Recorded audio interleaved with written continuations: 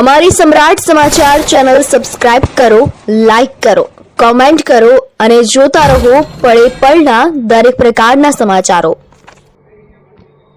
ભાવનગર જિલ્લાના શેળાવદર ગામમાં પવનચક્કી પ્રોજેક્ટને લઈને વિવાદ સર્જાયો છે. પ્રોજેક્ટનો વિરોધ કરવા ગયેલા એક વ્યક્તિ પર હુમલો થયો હોવાનો આક્ષેપ કરવામાં આવ્યો છે.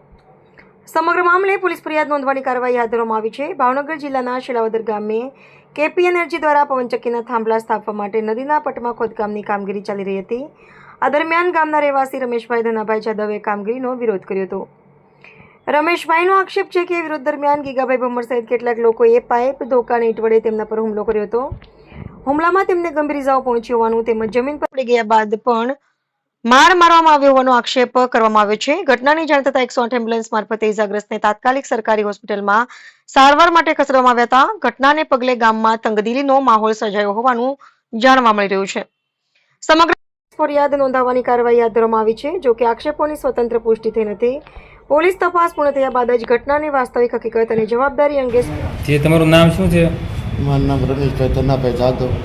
રમેશભાઈ, શું બનાવ બન્યો? બનાવમાં એમાં એવું છું કે હું તો નદીમાં અમારે બોર પાડવાવાળા આવ્યા, કેપી એનર્જીવાળા. તો એને હું કહેવા જો કે ભાઈ તમે અહીં બોર ન પાડો ને થાંભલાઈ નાખતા નહીં. નદીનું વેન છે, મોટું પાણી આવશે તો ઓવર પડે છે, તો અમારા ગામને જાનહાની છે. તો એવડા લોકો પહેરા ઊભા કરે. પછી મેં કીધું તમે આ ન કરો. તો કે હું તું કોણ કહેવાવાળો એમ કરીને એવડા લોકો હેઠે આવ્યા. તો પછી હું ના બોર હેઠે બે કીધું એવડા લોકો વિડીયો ઉતારતા હોય તો પોલીસ સાઈડને બોલો તો જતા રહે, જેને બોલાવો એને બોલાય, તને મારી નાખવાનો છે. આવી મને ધમકી આપી. પછી એક જણાએ મને માર્યું તો મને અંધાર આવી ગયા આઈક્યુમાં. પછી મને દેખાણું નહીં કાંઈ. તમને મારવાની ધમકી કોણે આપી? ગીગા સરપંચ પાદરી. બીજું કોણ હતું એની સાથે? એની સાથે પછી એક જવાદરો હતો. મને એક ધોકે તો અંધાર આવી ગયા. પછી કાંઈ ખબર નથી. એક જણાએ પાણો માર્યો. ટોટલ કેટલા જણા હતા? ટોટલ હતા 3 જણા.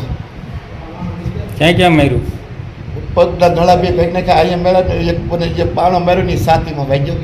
એ બધું એક પાણો માર્યો ને પછી મને અંધાર આવી ગયા. એકમાં કંઈ ખબર ન હતી. પોલીસ કેસ કરવાનો છે? હા, પોલીસ સાહેબને કહેવું છે. કેટલા વાગે આ ઘટના બની હતી? લગભગ 3 સાડા 3 કે 3:30 ગાળામાં બની.